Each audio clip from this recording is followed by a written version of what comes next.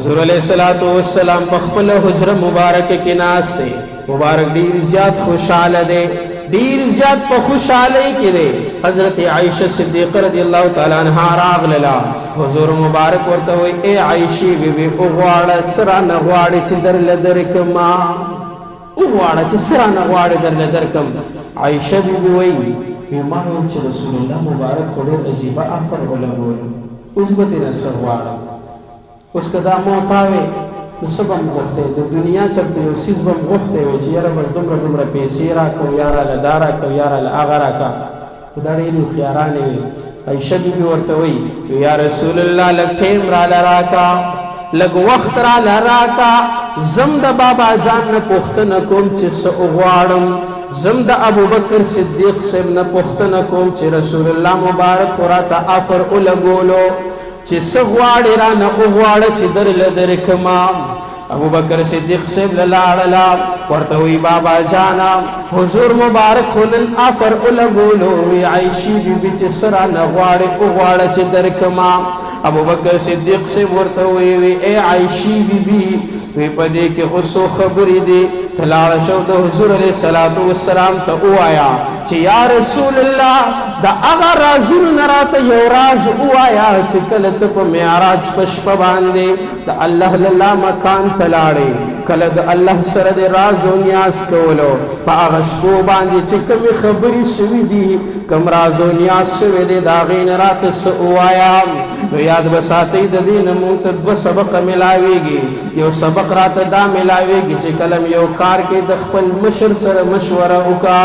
د خپل مشر له لاړ شه ورته ووایه چې دا کار کومه دا څنګه وکړمه څنګه چې عایشه بیبي د خپل پلار له راغلله ابوبکر صدیق صاحب نه تپوس وکړه پوښتنې یې ترېنه وکړله چې رسول الله مبارک خو داسې فرمایلي دي څه ورته ووایمه کله چې عایشه بیبي واپس راغلله مبارک ته فرمایي چې یا رسول الله د هغه رازونو نه راته یو راز ووایه چې کله ته الله له مکان ته لاړې کله الله سره مخامخ شو په منځ کې پردې نه وي د هغه رازونو نه راته یو راز ووایه مبارک ورته فرمایي چې ای عایشې بیبي عجیبه سوال دې وکړه دا راز و نیاز خو څوک چاته نه وایي ته زما نه څنګه پوښتنه کې خو زه تا سره مې وعده کړې وه چې د کومو تپوس مې وکړو څه دې م رانه وغوښتل درله به درکومه حضور مبارک ورته فرمایي چې ای عایشې بیبي یاد ساته چې یو مؤمن مسلمان راپاڅېږي او هغه د بل مؤمن مسلمان خفه زړه خوشحاله کي د چا زړه ته سکون ورسوي د بل مسلمان مدد وکړي د بل مسلمان هیلپ وکړي او د بل مسلمان غم ختم کړي نو د هغه ترمنځ او د جنت ترمنځ به یو مرګ حایل جوړ وي د ده سترګې پټېدل او جنت ته داخلېدل عایشه بیبي ډېره خوشحاله شوه چې دا خو ډېر اسان کار دی بس د خلکو زړونه خوشحالوه هر چا سره لږ ډېر مدد کوه او بس جنت ته به ځي دا خو ډېر اسان کار دی عایشه بیبي راغله خپل بابا جان له ابوبکر صدیق صاحب له ورته بابا جانه تا چې کومه پوښتنه کړې وه ما د حضور نه وکړه حضور مبارک خو ډېر عجیبه الفاظ وویل او ډېر بهترین الفاظ یې وویل ورته یې څه وویل وی ابوبکر صدیق صاحب ته وایي بابا جانه وی حضور مبارک خو داسې الفاظ وویل چې څوک د چا خفه زړه خوشحاله کړي هغه به جنت ته داخلېږي ابوبکر صدیق صاحب ورته په ژړا خفه شو ورته وایي عایشې بیبي وی تا خو دا واورېدل د حضور مبارک نه چې څوک د چا خفه زړه خوشحاله کړي هغه جنت ته داخلېږي دا خو ټیک ده ته لږ سوچ وکړه لږ په دې خبره د حضور مبارک سوچ وکړه چې دا ولې حضور مبارک داسې وفرمایل وی که چېرته کوم یو انسان د چا خفه زړه خوشحاله کړي او جنت ته به داخلېږي نو دا خو تا د تصویر یو رخ کتلی دی د تصویر دا بل رخ وګوره هله به د عقل ځای له راشي عایشه بیبي ورته حیرانه شوی بابا جانه دا ته څه وایې دا راته لږ وضاحت وکړه د دې څه مقصد دی ابوبکر صدیق صاحب ورته وایي عایشې بیبي که چېرته حضور مبارک دا وفرمایل چې کوم یو انسان د چا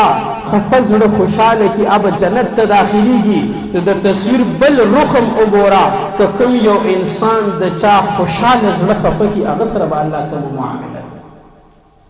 یاد ساتئ مؤمنانو مسلمانانو مونږ په یو داسې معاشره کې وخت تېرو